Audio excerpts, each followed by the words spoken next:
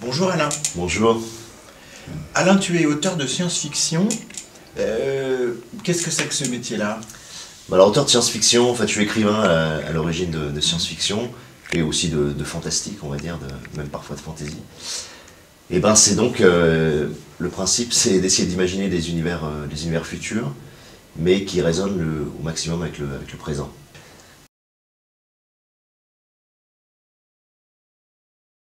Du coup, j'aimerais bien te proposer, à partir de notre présent, d'imaginer quelques petites choses autour des questions que je pose d'habitude. Par exemple, pour toi, du coup, c'est quoi un être vivant? Pour moi, être en vie, en tout cas sur des espèces, pour moi, c'est le moment où on bascule dans la conscience de soi. Voilà, j'ai le sentiment que c'est le moment où une plante ou un animal, mais peut-être même les pierres, on ne sait pas, peut-être les pierres captent le vent, peut-être les pierres ont une sensation du vent qui passe sur elles. Et à partir du moment où cette conscience, cette espèce de sentience est là, pour moi, il y a vie. Voilà. Il y a une dimension... c'est vraiment lié à une dimension de perception pour moi. Mais tu parles d'être vivant ou d'être un être vivant? Les deux, c'est la même chose ou pas? Non. Moi, être vivant, pour moi, c'est être lié et c'est être en mouvement. Et les deux doivent être croisés, quoi. C'est-à-dire que être lié, bon, ça se comprend bien, c'est-à-dire que c'est en tant qu'être humain, être lié à la nature, être lié aux animaux, aux plantes, mais être lié aux autres êtres humains aussi, donc être dans une dimension sociale d'écoute, de partage, de solidarité. Donc, avoir cette empathie minimum qui fait que quand des choses se passent, on se sent relié à ça, et du coup on y participe, on essaie d'y contribuer. Et donc il y a la notion de mouvement qui vient s'articuler pour moi, et le mouvement c'est vraiment, c'est très simple, hein, ça paraît très philo, mais c'est très simple pour moi, c'est être en mouvement dans sa pensée, ça c'est quelque chose qui en fait extrêmement difficile, mais qui me paraît l'essence même de la vie chez l'humain. Et être en mouvement dans sa pensée, c'est être capable chaque jour d'ouvrir un peu plus le spectre, de comprendre un peu plus de choses, de changer l'angle, l'axe de caméra, regarder en dessous, regarder par au-dessus, regarder de côté.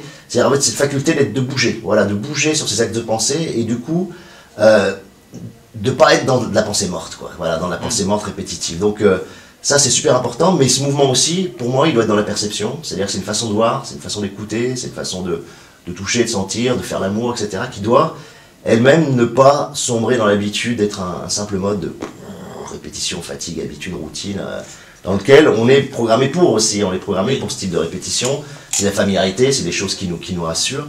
Donc essayer d'échapper à ça au maximum. Voilà. Comment tu imagines la transformation des hominidés à travers le temps?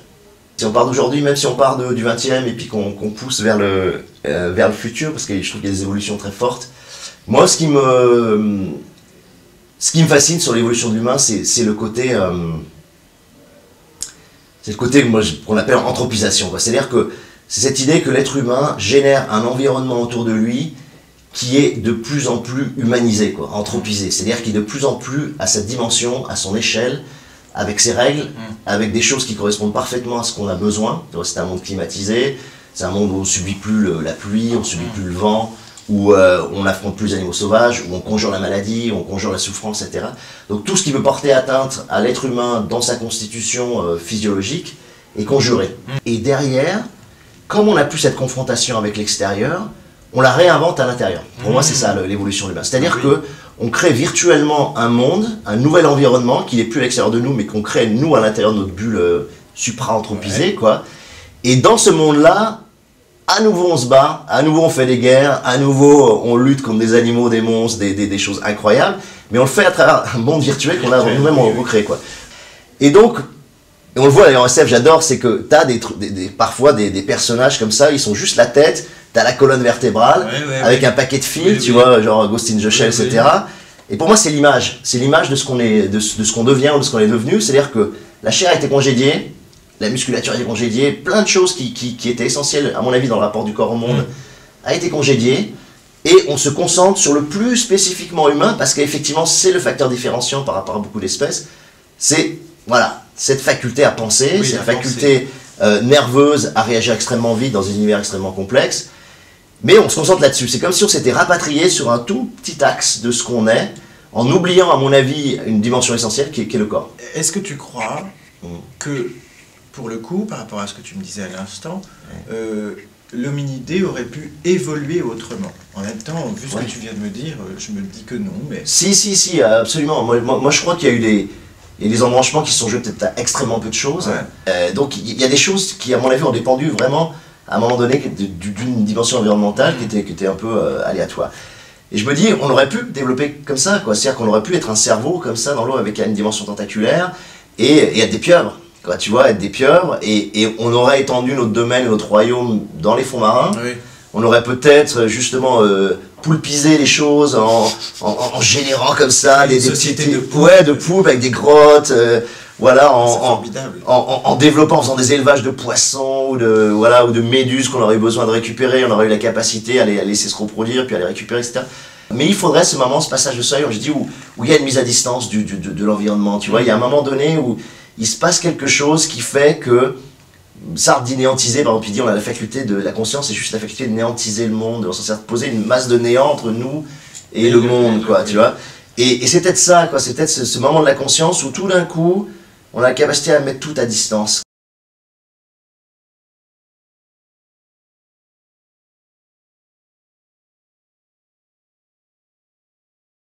Est-ce que, pour toi, la culture joue sur la nature, ou inversement, par exemple, la nature joue sur la culture? Ouais.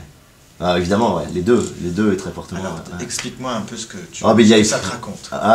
Moi, il y a des milliards d'exemples. Bon, sur la culture jouant sur la nature, je crois que c'est l'histoire de l'espèce humaine, quoi. C'est-à-dire que c'est l'histoire de notre lutte. Tu sais, cette phrase de Descartes qui est très belle, l'homme comme maître et comme possesseur de la nature, et comme possesseur, pas possesseur, mais comme possesseur. Et toute la nuance d'ailleurs est là, mais c'est-à-dire que cette faculté a transformé. C'est-à-dire que nous, notre culture et la construction de l'homme, elle est dans la transformation de l'espace et de l'environnement à notre profit, quoi. Tu vois, c'est pour moi ce qui est constitutif vraiment d'être humain, quoi. Tu peux imaginer à quoi Homo sapiens ressemblera dans 1 million d'années, ou dans 5, ou dans 10, parce qu'il n'y a aucun scientifique qui est venu nous parler de ce truc, parce qu'eux ils disent que c'est pas possible, mais toi je suis sûr que tu vas pouvoir nous raconter. Ouais, parce que quand tu commences à passer de 50% de ta vie, commence à se placer dans des univers entièrement imaginés, inventés, avec des dragons, des trolls, des gobelins, ou au contraire des mondes de space op, tu vois, très déployés dans le futur, l'espèce humaine change. Et donc pour moi, comme je dis tout à l'heure, si tu veux, elle se rabat, elle se rapatrie, elle se recentre sur le système nerveux central. Donc le corps, dans l'absolu, est éliminable, tu vois. Si on trouve un nouveau paradigme, voilà, qui serait pas binaire, qui serait pas électrique, qui serait à moitié chimique, quoi, si tu veux, avec des systèmes chimiques comme ça, où là, l'espèce humaine se serait en quelque sorte transférée dans une de ces créatures. Donc c'est-à-dire que on créerait une intelligence artificielle, si tu veux, mais fondée pas sur du binaire et de l'électricité, avec le paradigme électronique, etc., mais un paradigme plus chimique, tu vois, ou peut-être aqueux, etc. Moi je délire sur des choses en ce moment là-dessus, c'est-à-dire les clusters d'eau, si tu veux. L'eau c'est vachement intéressant parce que ça garde les empreintes électromagnétiques, ça garde les empreintes thermiques, chimiques, etc. Et donc tu pourrais imaginer que certaines formes d'informations puissent être encodées dans les molécules d'eau, quoi, tu vois. D'accord. Et donc des éléments, une piscine par exemple, j'ai un délire comme ça, où une piscine c'est une IA en fait, c'est une intelligence artificielle, et elle est connectée, tous ces neurones, c'est en fait des particules d'eau.